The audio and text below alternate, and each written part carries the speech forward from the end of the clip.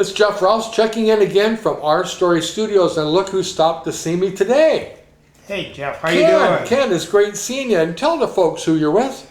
I'm with Kenway Engineering. Right as you're heading out of town to the west, correct? Exactly. I know exactly where you are. Say, you know what, Ken? We just got done shooting an episode of Martin County on TV. Would you like to see that right now? Oh, absolutely. Let's take a look. We have two very special guests today.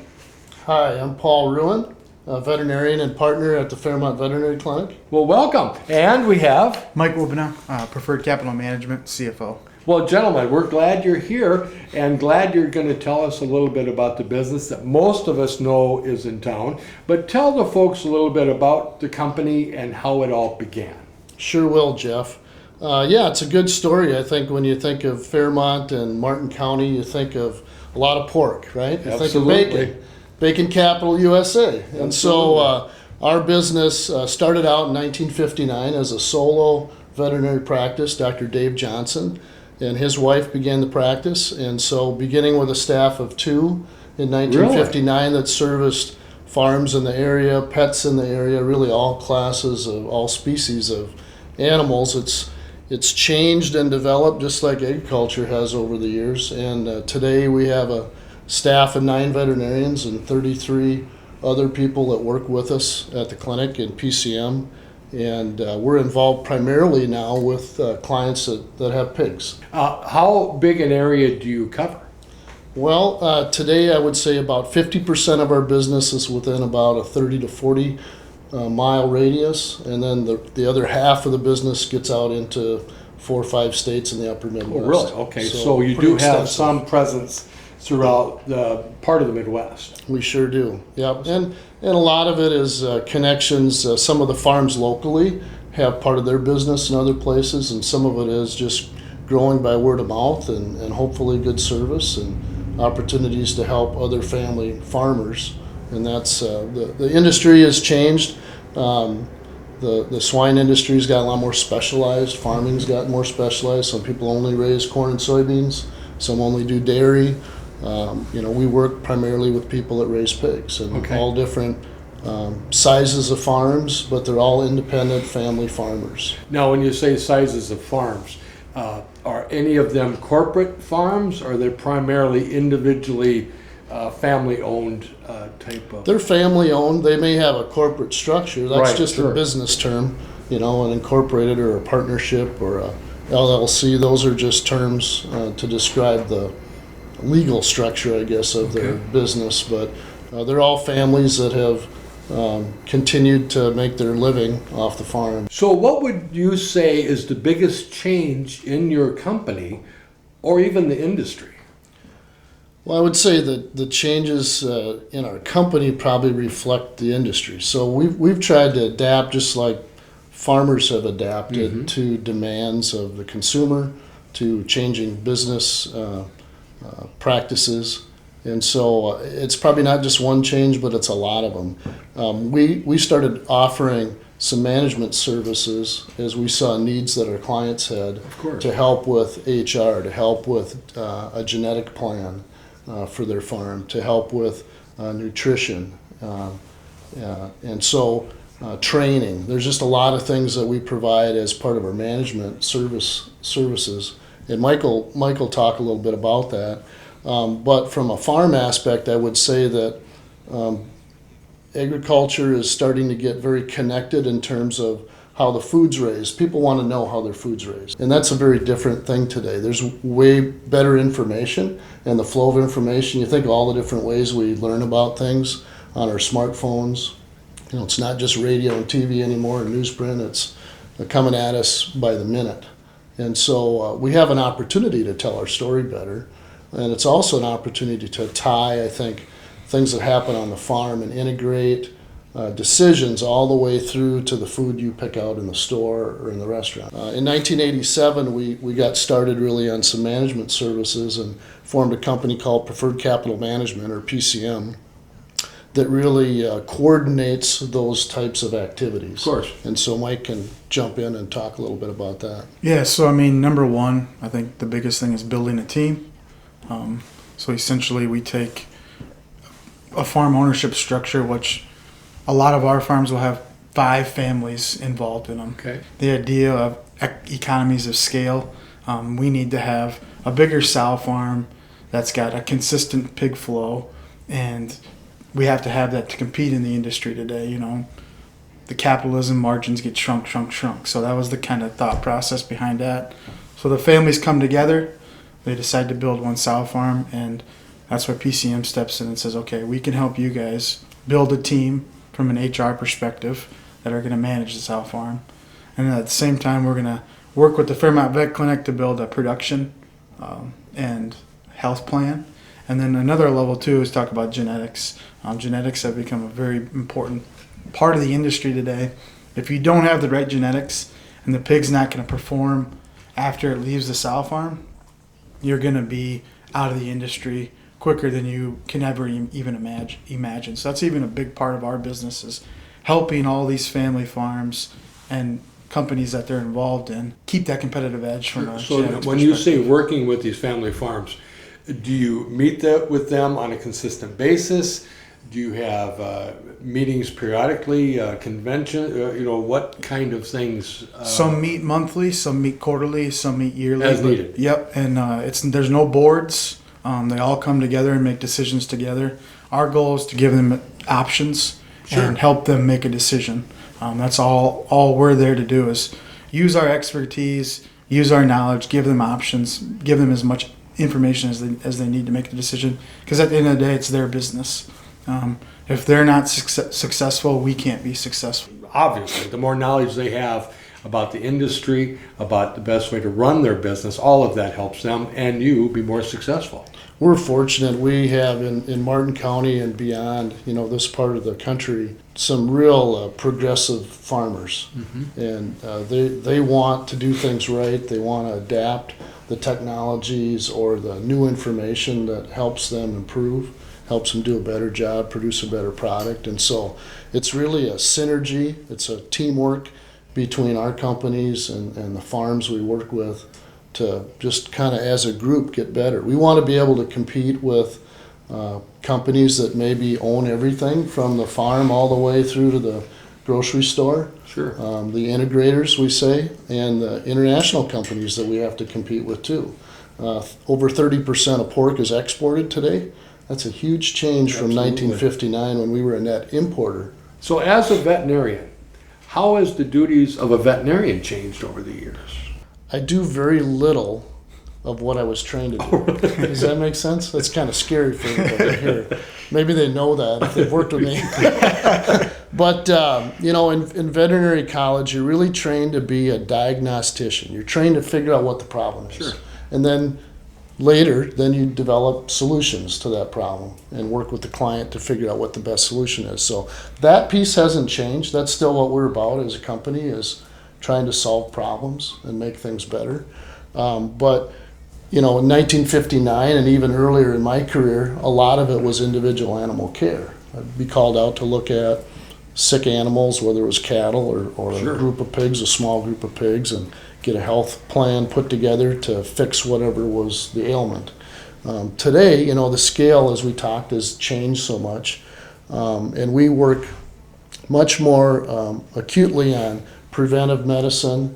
I earlier in the week on Tuesday, I was at a farm where the last 9 months were spent doing what we call a herd closure to try and upgrade the health at that farm. And so we didn't bring any new replacement animals, which we call gilts. Sure. In the pig farm. The replacement females are gilts. We didn't bring anything in. We wanted that whole population, which was about 2,500 sows, to be stabilized so that we could eliminate some diseases that were giving us trouble. Well, that's way more cost effective and a lot better plan for a farm, and has longer term benefits, in terms of efficiencies and better quality pigs, better quality pork. Much different than the veterinary coming out to our farm when I was a kid Yeah. and taking a look at one pig and then going back to town. But so many pieces involved. Sure. Working with the nutritionist, working with all the people on the farm, the staff, to make sure that we have that timeline laid out right and people are following the right procedures and so on. And so there's a lot of opportunity to today even to make a big impact. But the kinds of things we spend time on, we do research projects at our clinic, both on medication and other input products, but also on genetics. We team up with other groups a lot of times to do genetic projects. So there's continues to be a lot of opportunity to get better. So your life is completely different than you probably had planned when you went to school. The veterinarian that came out to the farm I grew up on, and we had hogs and we had beef cattle and raised crops, and my brother had some sheep, and it was very diversified. I had an uncle that dairy farmed a mile down the road.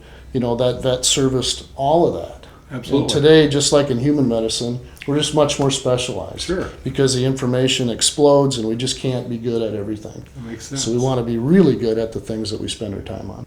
Tell us a little bit about the scale of your operation and how that affects the community.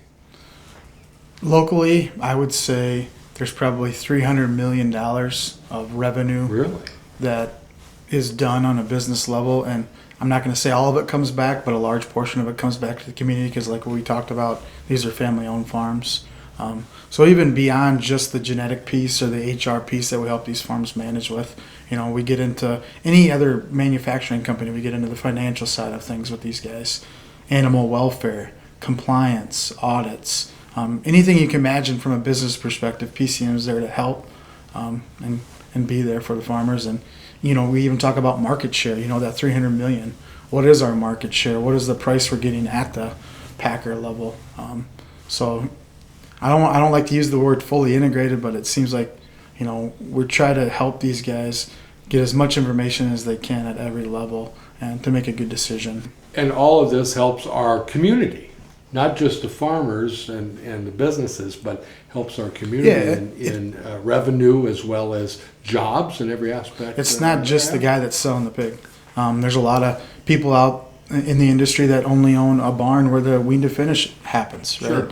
But they don't own any of the pigs. There's also the grain farmer that sells product to the elevator that doesn't have anything to do with the pigs, but it's a full circle in terms of the builder, the building owner, the grain farmer, the people that work at the elevators, people that sell LP to keep, those things. I mean, Incredible. There's a full circle impact that, the pig really has on the local economy. Give people like me a job, I have a history in the industry, but, I'm a financial econ major, so the ability to come back and use what I learned at school is a big benefit and something that I enjoyed to come back to community. Well, and I think we've already stated, but the number of people employed in the industry in our community is astronomical.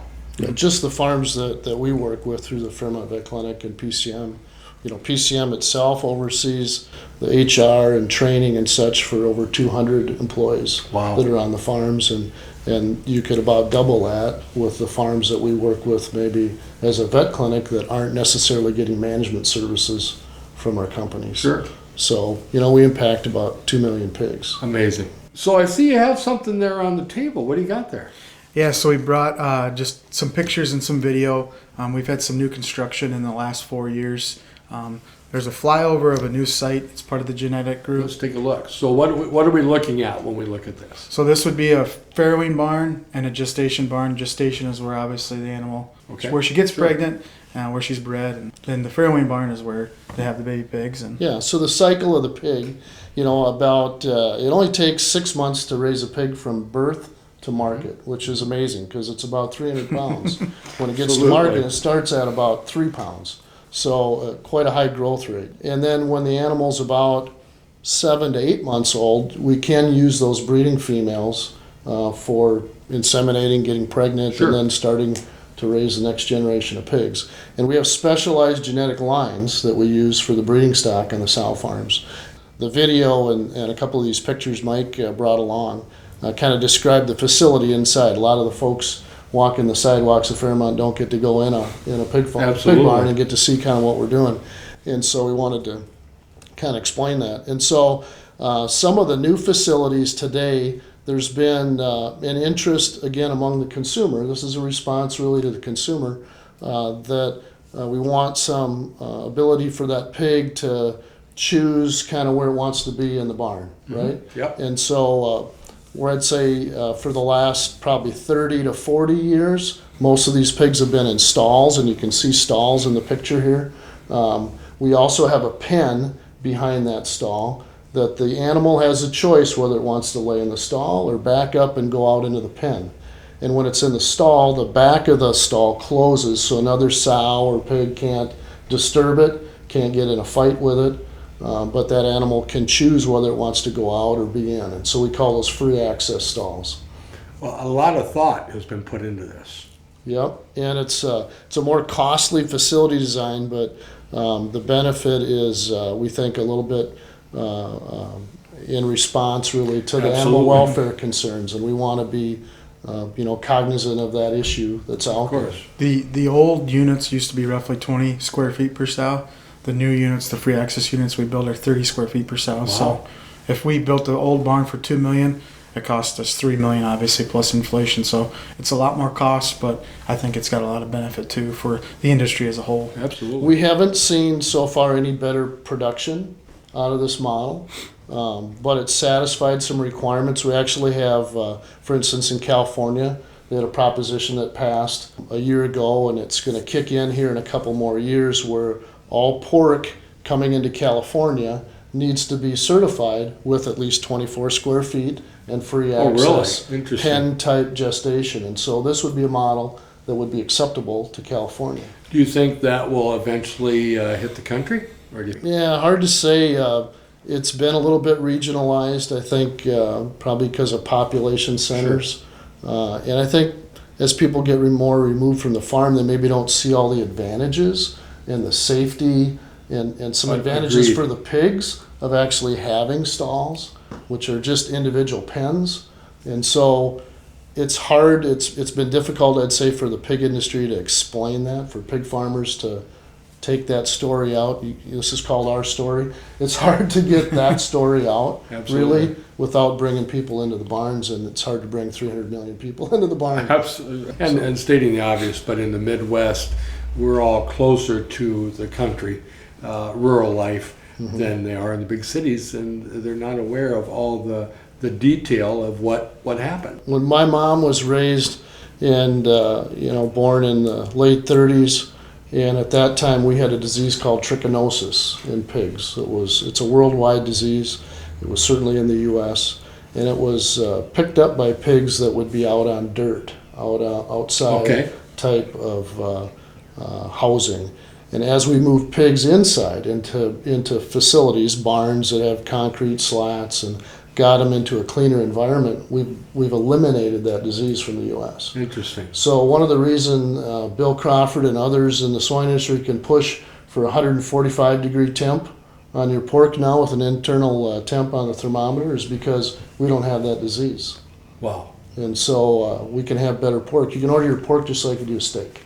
If you want it medium rare, order it medium rare. If you want Amazing. it medium or well done, order it that. So there's been a lot of progress, but again, we don't always tell that story real well or in a way that people can understand it. And so some of that's on us. So hopefully this will be helpful. So if someone wanted some more information or to look up your website and stuff, I'm assuming you have a website, Facebook and such? Yep, we have both. So check us out on our website and Like us on Facebook. There you go. Yep. What do you think our grandparents would have thought of all of this with the way they raised livestock and the way they lived their life? I think they would be stunned. They went from no electricity to electricity. I remember my dad's dad saying he traded his horses off for his first tractor. Yeah. So there's revolutions and evolutions in farming, and it'll continue. So yeah, it is a great question. What's it going to look like in another 2 generations? Don't you wonder, we will look back at this time and go, wow, have we come a long way since then? I'm sure we will, It Jeff. changes all the time. Thank you for coming, gentlemen. Very interesting. You're welcome.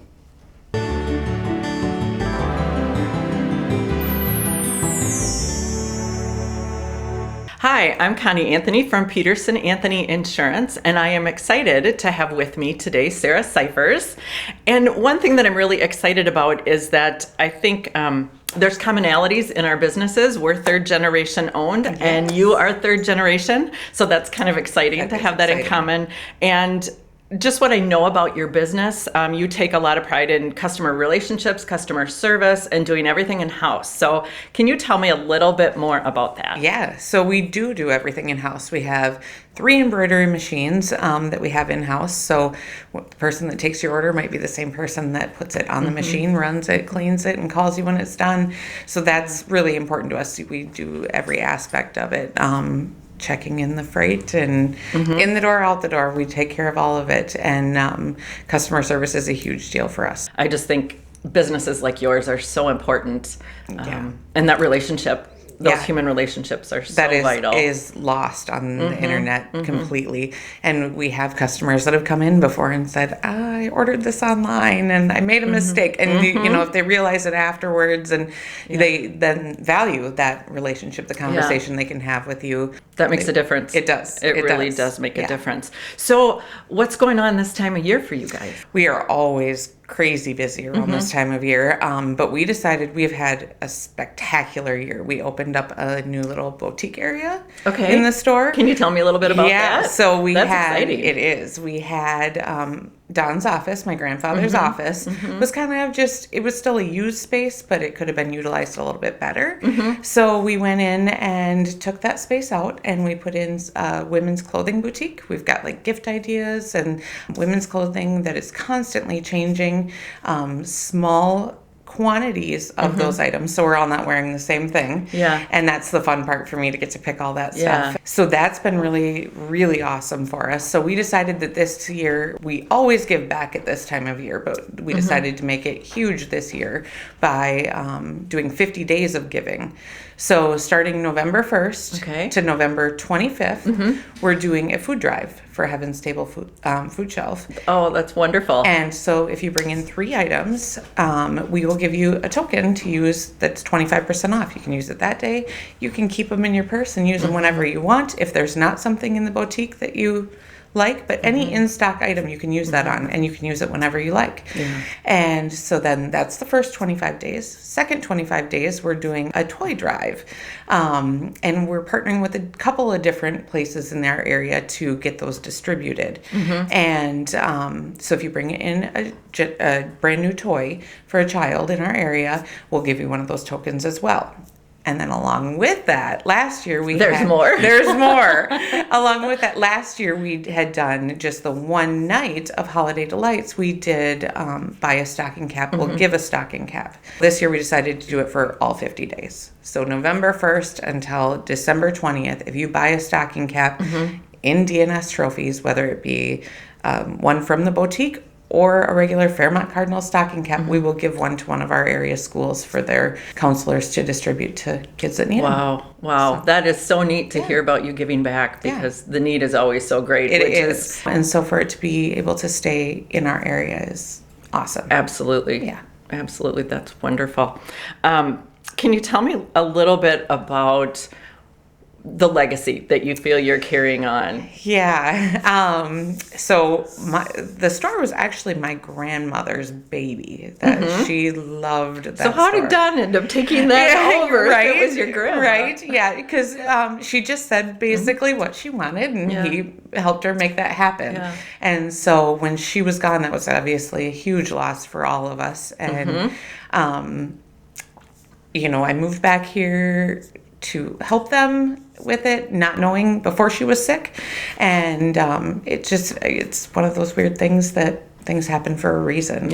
And so when she was sick, we went all in, and when she passed, she left me her half of the business. So that's how we were partners.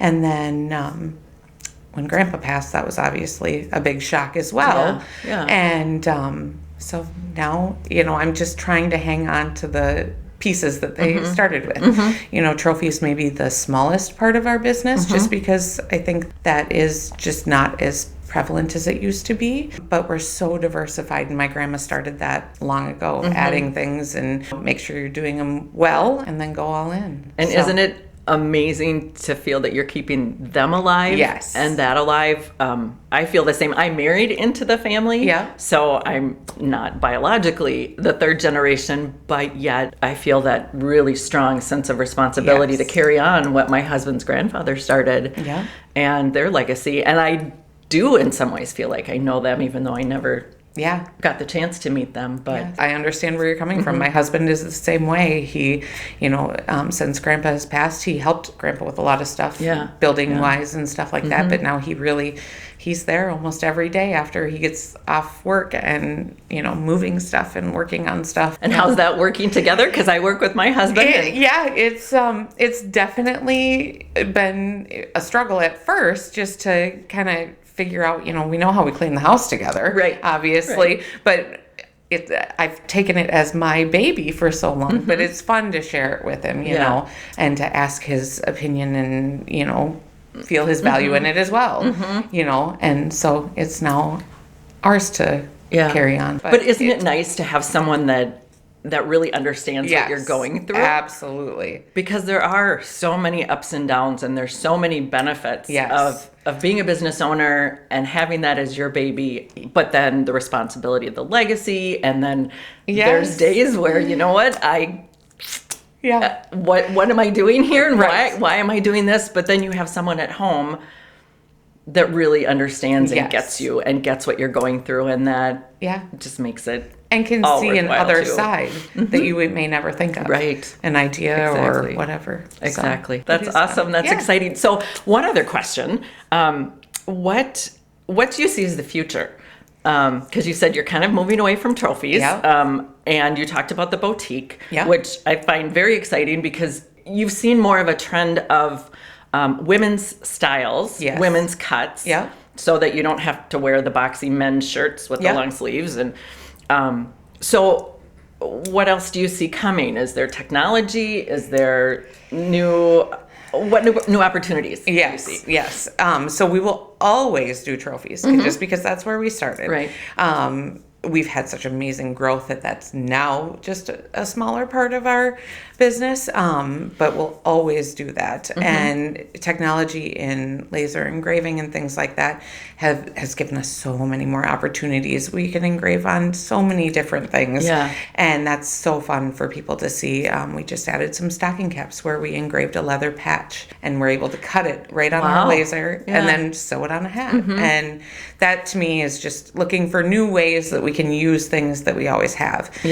Technology-wise, we have a very awesome new website in the works right now. That's where great. we can have some of that online ordering, that piece of it. Brought in a new POS system that will help make it more efficient. We can track things that people are looking for a lot quicker and easier, so we can look where the demand is and fulfill that. So. Well, and that's what's so great about being a small business too, and being so tied to your community and tied to your customers, is you can really be responsive to what their needs are. Yes. And then again, that just reinforces that relationship that is so important to you, and caring so much about the product that you produce. And as far as the boutique goes, being new, not everybody likes the same things. So I have reached out to a couple of customers and said, how do you feel about this? Because I know not everybody wants to wear the same things I wear. Exactly. And reached out to some of them with different opinions. And I love that. We have ladies coming in all the time that say, I really wish that you would have more of this, a long sleeve style to wear under a vest. And so then we can look for those pieces and add those as the need is. So you mentioned a new website is coming. Are you on Facebook or other social media at all? We are on Facebook. We actually have 2 Facebook pages. We have our regular D&S Trophies Facebook page, and then for the boutique, it's called Plaza Threads by D&S Trophies. Okay. And that has its own page, and that's where we post all the new stuff as it comes in. So every day or so, as new shipments come in, we're posting the new stuff on there, so that's where you can check that out. Okay, so you need to go out and like both those pages so you can keep track of it all. Yeah. It was so great to get to talk to you today. Thanks so much. It was fun. We'll all have to check out your promotions. Yes. Thank you. Do some holiday shopping. Yes. It's sneaking up on us. That's right. Thanks, Sarah. Thank you. Have a great weekend. You too. Wow, Ken, wasn't that a great episode? Oh, absolutely. It sure was. And Ken, I want to thank you for stopping by. And as we share with the folks, the sponsors that made this show possible, remember, it's not just the past, but the present that tells our story.